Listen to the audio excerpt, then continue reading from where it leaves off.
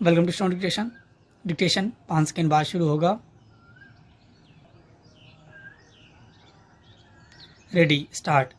पाकिस्तानी प्रधानमंत्री इमरान खान ने भारत से चीनी और कपास मंगाने के अपनी ही कैबिनेट के फैसले पर रोक लगाकर केवल यही नहीं साबित किया कि वह यू टर्न लेने में माहिर हैं, बल्कि यह भी जता दिया कि भारत को अपने इस पड़ोसी देश पर भरोसा करने के पहले 100 बार सोचना चाहिए।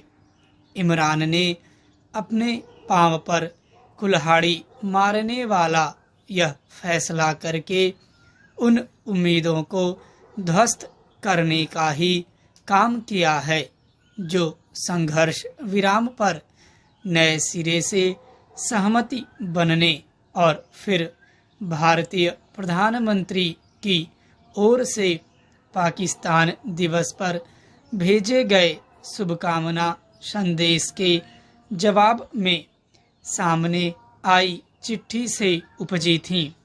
हालांकि इमरान खान ने इस चिट्ठी में जिस तरह जम्मू कश्मीर का जिक्र किया उससे यही संकेत मिला था कि पाकिस्तान अपनी आदत से बाज नहीं आएगा।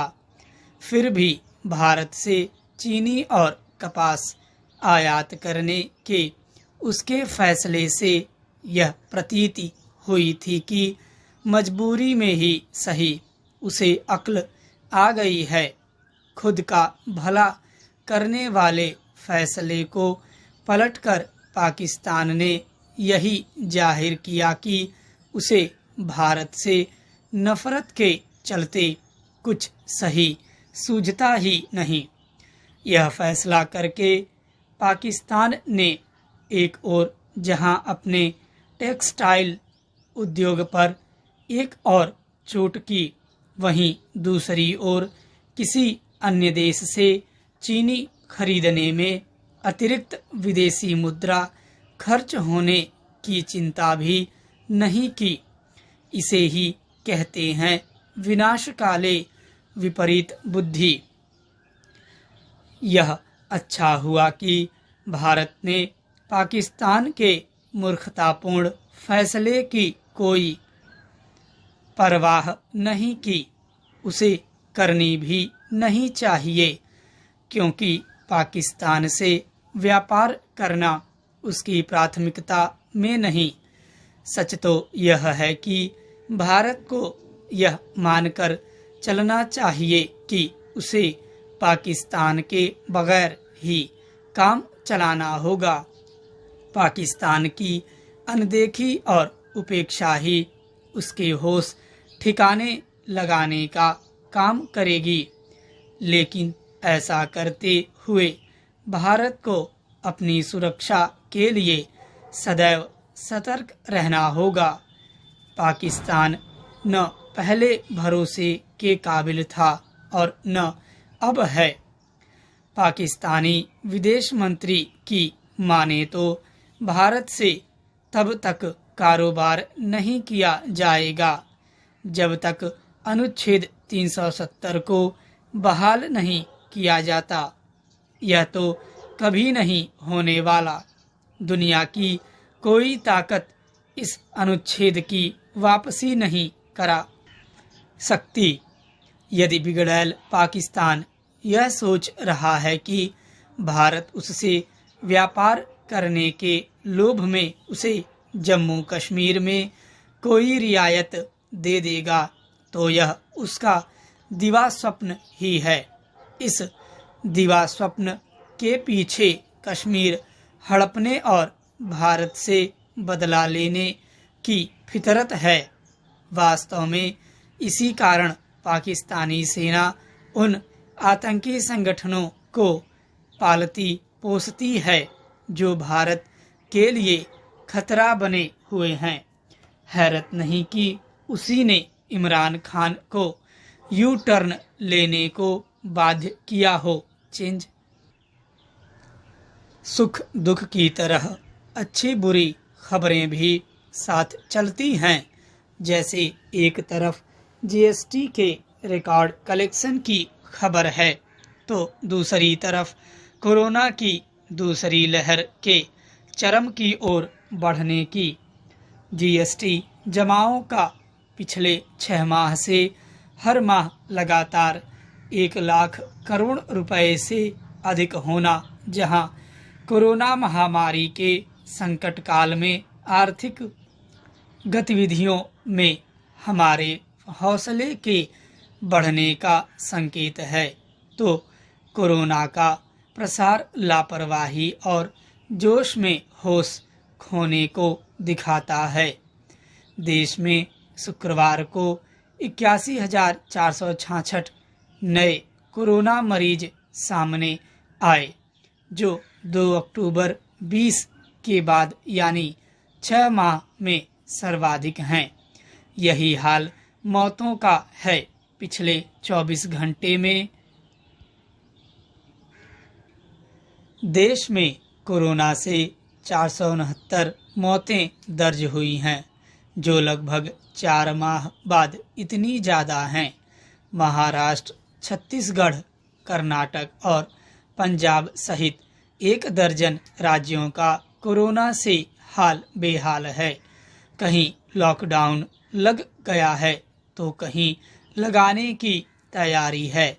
सरकारें चाहे केंद्र की हों या राज्यों की, सब दुविधा में हैं। उन्हें अर्थव्यवस्था भी दुरुस्त रखनी है और नागरिकों का स्वास्थ्य भी। अब दोनों को साधने की ये कोशिशें भारी पड़ती नजर आ रही हैं। वैसे ही जैसे मार्च 2020 में पूरे देश में रातों रात लगाए गए लॉकडाउन के वक्त हुआ था। एक तरफ कोरोना का विस्फोट और दूसरी तरफ कारखानों की बंदी और मजदूरों का महापलायन।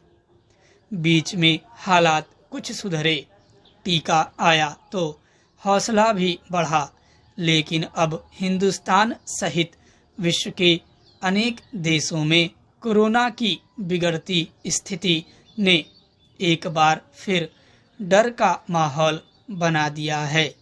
डर लगने लगा है कि कहीं देश कोरोना के खिलाफ जीती हुई जंग को हार न जाए।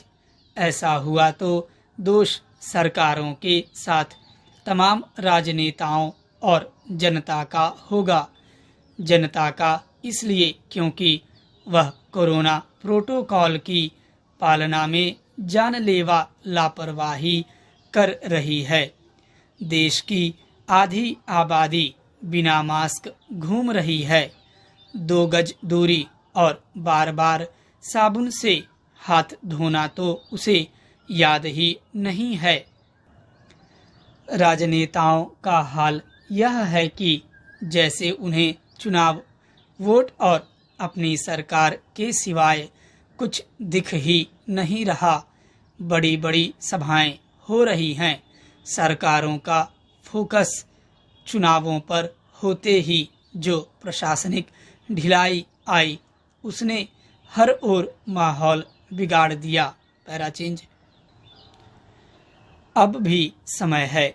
सब अर्थव्यवस्था सुधारने के साथ जीवन बचाने के संकल्प पर एक ठोस रणनीति बनाएं, तो भारत को यूरोप बनने से बचाया जा सकता है। चुनाव हों, लोकतंत्र बचे, लेकिन क्या इसके लिए राजनेताओं का संकट काल में भी अपना संविधान सम्मत कामकाज छोड़कर वोटों की फसल काटने के लिए घूमना जरूरी है? शायद नहीं। सुख दुख की तरह अच्छी बुरी खबरें भी साथ चलती हैं। जैसे एक तरफ जीएसटी के रिकॉर्ड कलेक्शन की खबर है, तो दूसरी तरफ कोरोना की दूसरी लहर के चरम की ओर बढ़ने की। जीएसटी जमाओं का पिछले 6 माह से हर माह लगातार 1 लाख करोड़ रुपए से अधिक होना, जहां कोरोना महामारी के संकट काल में आर्थिक गतिविधियों में हमारे हौसले के बढ़ने का संकेत है, तो कोरोना का प्रसार लापरवाही और जोश में होश खोने को दिखाता है। स्टॉप।